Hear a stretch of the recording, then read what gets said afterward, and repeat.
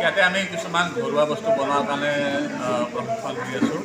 আমাৰ যিবিলাক প্ৰাক্তন আলফা সদস্য আছে তেওঁলোকৰ লগতে আৰু কিছুমান শুভাকাংক্ষী আছে তেওঁলোকক দি আছোঁ, যাতে আমি কিছু পৰিমাণে হ'লেও আত্মনিৰ্ভৰ হ'ব পাৰোঁ আৰ্থিক দিশত। সেইকাৰণে চাবোন, শ্বেম্পু, কাপোৰ ধোৱা, চাৰ্ফ, ডিটাৰজেণ্ট পাউডাৰ, তাৰপিছত phenyl, hand wash, dish wash, এনেকৈ প্ৰায় আমি 15বিধমান বস্তু প্ৰশিক্ষণৰ এটা সৰু কেম্প আয়োজন কৰিছিল।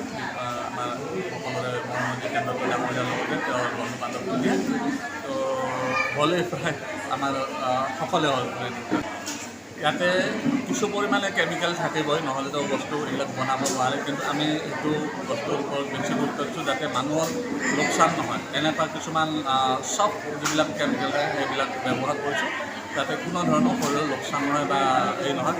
বিশেষকৈ এইবিলাক ফ্ল'ৰ ক্লিনাৰ, টয়লেট ক্লিনাৰ এইবিলাকতো তেনেকুৱা একো হাৰ্মফুল সেই নাথাকে। বেছিকৈ গুৰুত্ব হাৰ্বেল যাতে বনাব পাৰোঁ সেই ওপৰতে বেছি গুৰুত্ব।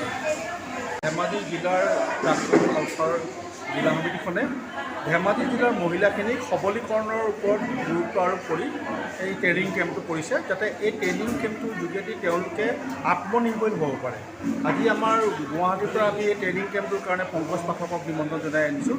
পংকজ পাঠকে কেনেকৈ ফেনাইল বনাব পাৰে, কেনেকৈ হেণ্ড ৱাছ বনাব পাৰে, কেনেকৈ ডিছ ৱাছ বনাব পাৰে, কেনেকৈ টয়লেট ক্লিনাৰ বনাব পাৰে, কেনেকৈ গা ধোৱা চাবোন বনাব পাৰে, কেনেকৈ কাপোৰ ধোৱা পাউডাৰ বনাব পৰা যায়, এনেকুৱা সৰু সৰু যিবিলাক বস্তু আমাক প্ৰতিদিনাখন ঘৰত লাগে।